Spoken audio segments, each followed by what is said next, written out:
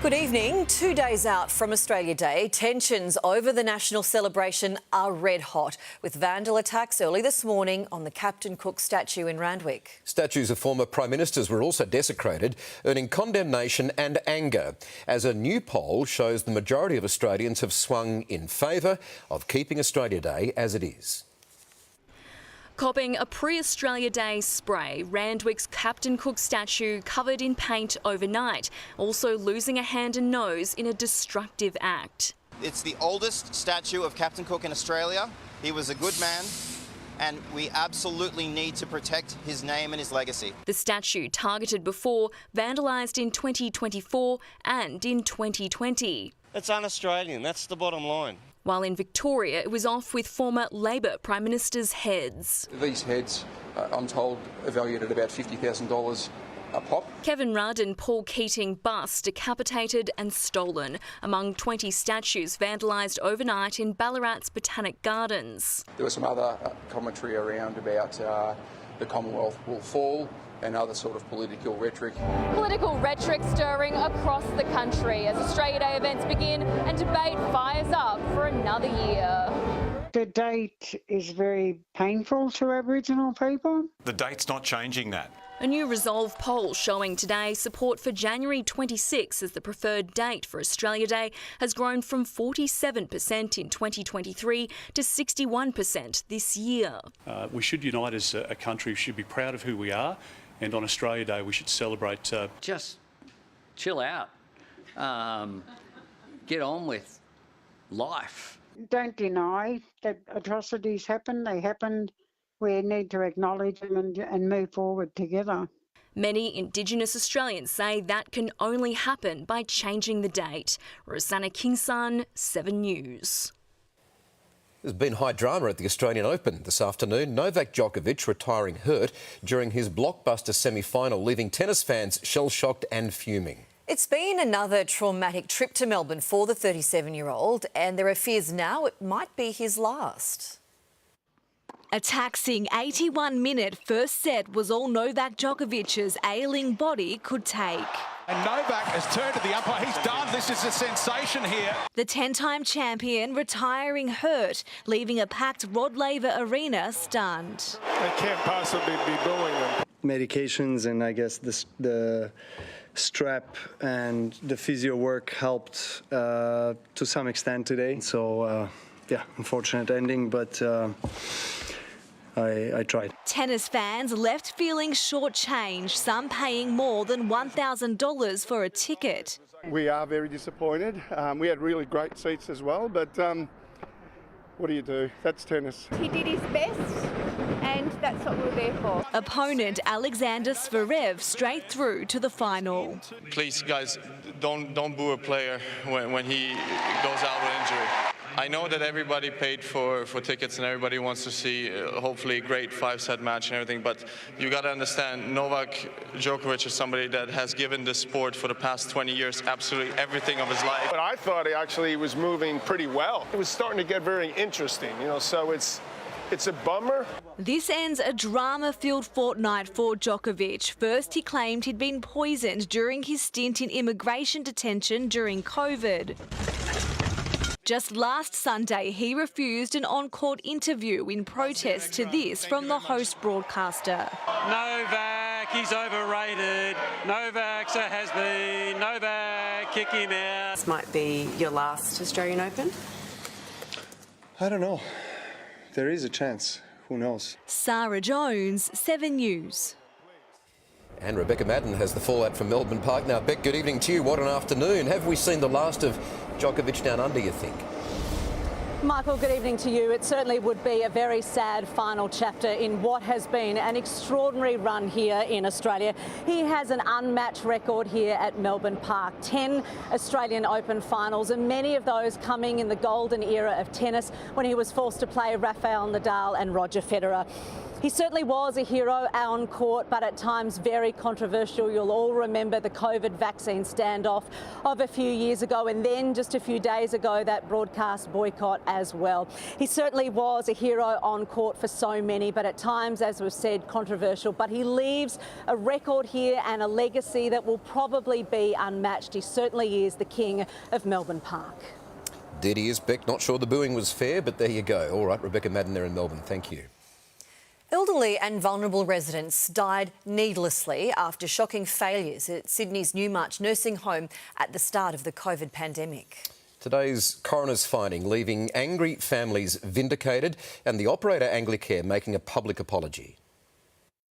It is hard to believe it's been 5 years since they died during a pandemic. Even harder to comprehend, some should be alive today.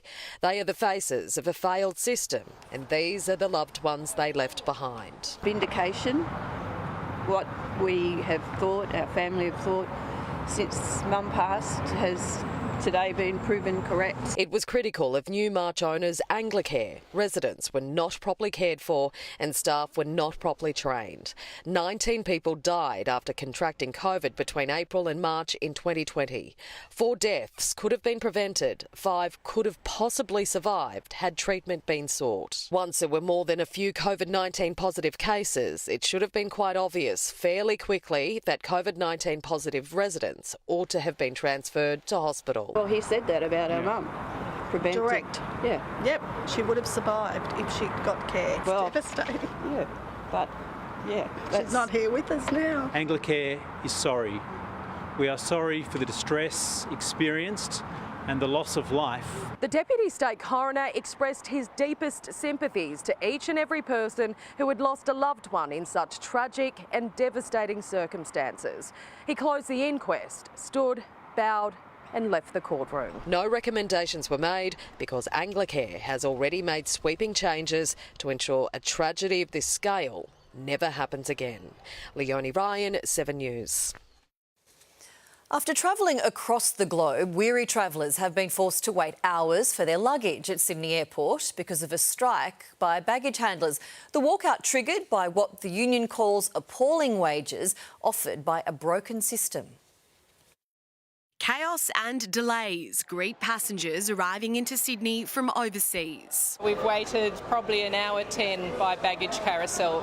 We landed just after 6. From Singapore, 2 hours and 8 minutes. We were waiting for about 2.5 hours for our bags. The congestion caused by fed-up ground staff who walked off the job for 4 hours in Sydney, Melbourne and Brisbane. These workers don't want to take strike action. They have to take strike action. Baggage handlers and ground crew don't work directly for the airlines. They're only guaranteed 24 hours work a week at rates the union claims are unsustainable. They get $32,000 a year, maybe they get $42,000 a year. The minimum wage in Australia is $47,500 a year. You know, if they're doing a good job, they should get the money. They have a right to strike, I suppose. The company being dragged to the negotiating table, Donata, says it already reached an agreement with the union at Christmas. It claims these latest demands are unrealistic and could cost thousands of jobs. There is something seriously wrong with Donata and with this industry. The union says these strikes were a one-off and aren't set to further disrupt the Australia Day weekend. Jodie Lee, 7 News. There's a health alert tonight for travellers who've been through Sydney Airport recently. Thousands of people could have come into contact with measles. Last Friday, a person infected with the virus flew into Sydney on QF 596 from Honolulu, then travelled with Jetstar onto the Gold Coast. Anyone who's been through both the domestic and international terminals since is being urged to watch for symptoms including a runny nose, fever and rash. Young Australians taking up a trade in construction are about to be given a huge boost to start their careers. Anthony Albanese today announced a cash bonus for new apprentices worth thousands of dollars as he kicked off his re-election pitch. Builder Sam Pearson is having trouble finding apprentices to build his own business. Always finding the right guys is a bit of a trick. Only half complete their apprenticeships. The big issue, low pay. They could earn more stacking shelves at the supermarket. Anthony Albanese today promising $10,000 in 6 monthly instalments to encourage more young workers to pick and stick with building apprenticeships and help his government reach a target of 1.2 million new homes over the next 5 years. This is a great start, but more needs to be done. Claiming the building industry is 130,000 tradies short. Matt Lumley's finishing his apprenticeship. He says the extra money would help buy tools or even a ute. It'd be great for me. A bit filthy, I didn't get one, to be honest. It's a proud moment when you get your first kit of tools. A pre-election pitch to suburban families in a familiar tradition. Howard's battlers, Tony's tradies, now Albo's apprentices. He should have made the announcement 2 years ago, but we support it in terms of what we've seen. Heading towards a tight election, Mr Dutton says he's aiming for a majority, but if we're not able to form a majority government, then you're in a position where you have to negotiate with the independents, and that's just being honest with the Australian public. From Mr Albanese, we won't be entering into any coalitions. Though says his doors are always open to the crossbench, who would hold the balance of power if his promises don't build a majority.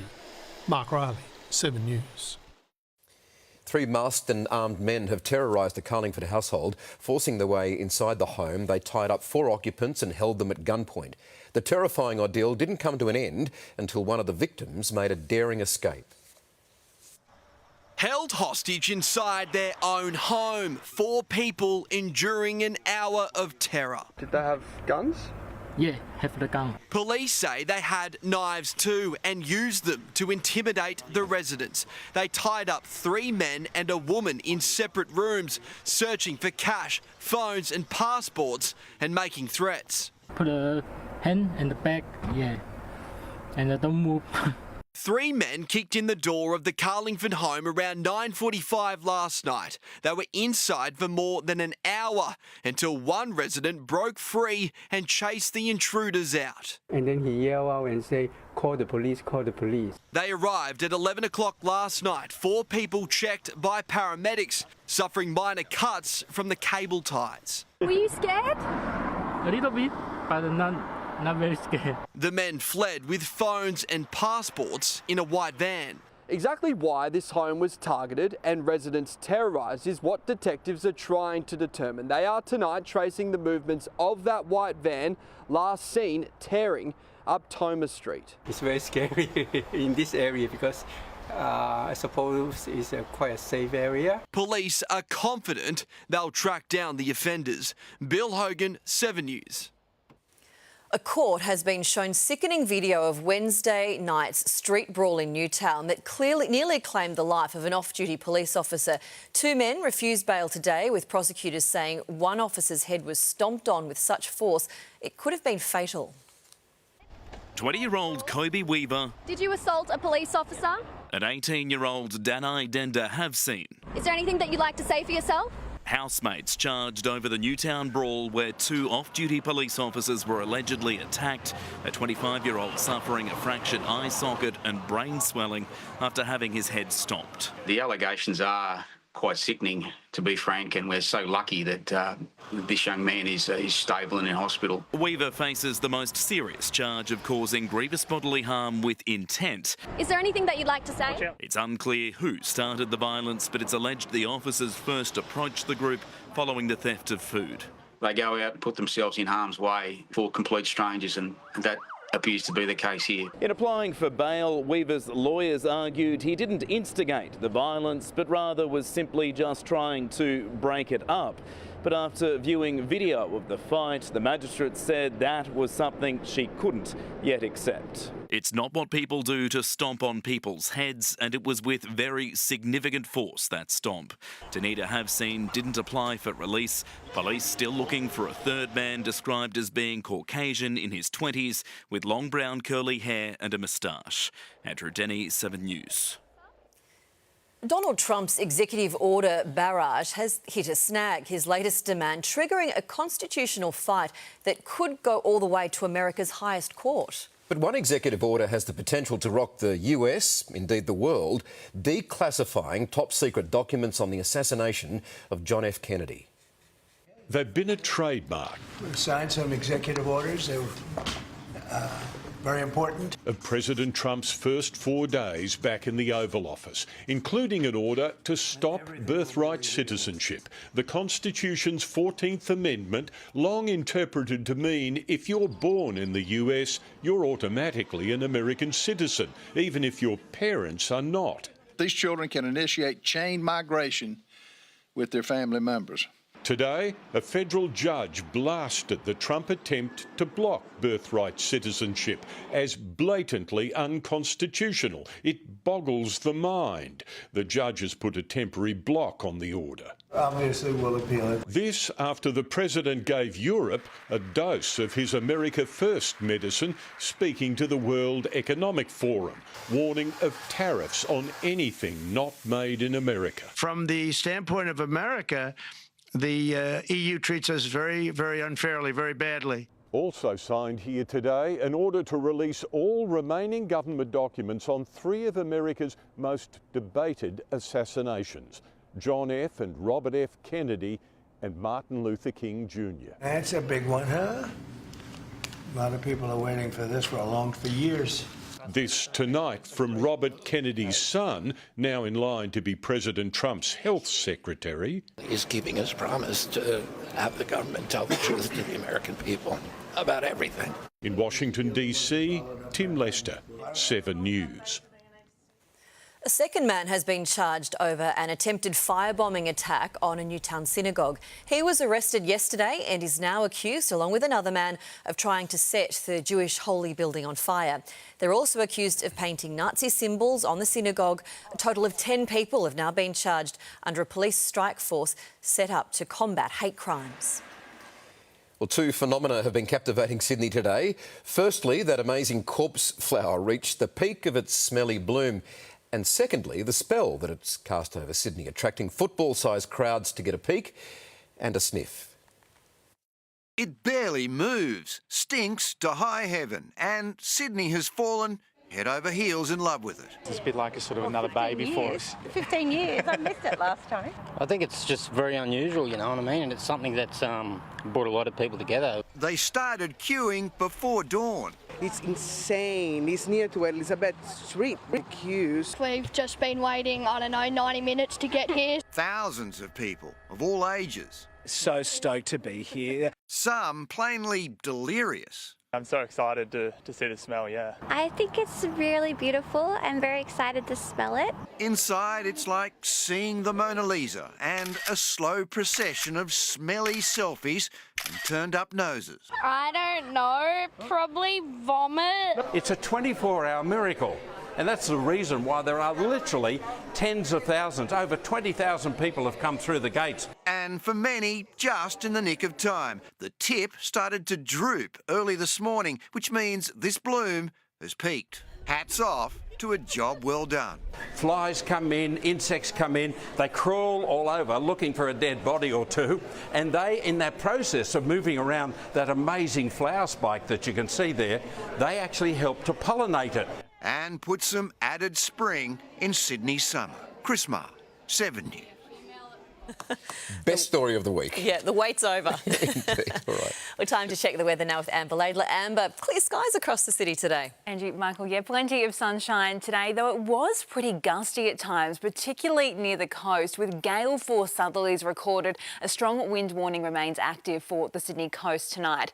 In terms of temperatures today, they generally hovered in the mid to high 20s across much of the city this afternoon, tops slightly below average, but we are seeing very dangerous thunderstorms developing up near the Queensland border, with current warnings for possibly giant hailstones, heavy rainfall and destructive winds, so we're keeping an eye on that.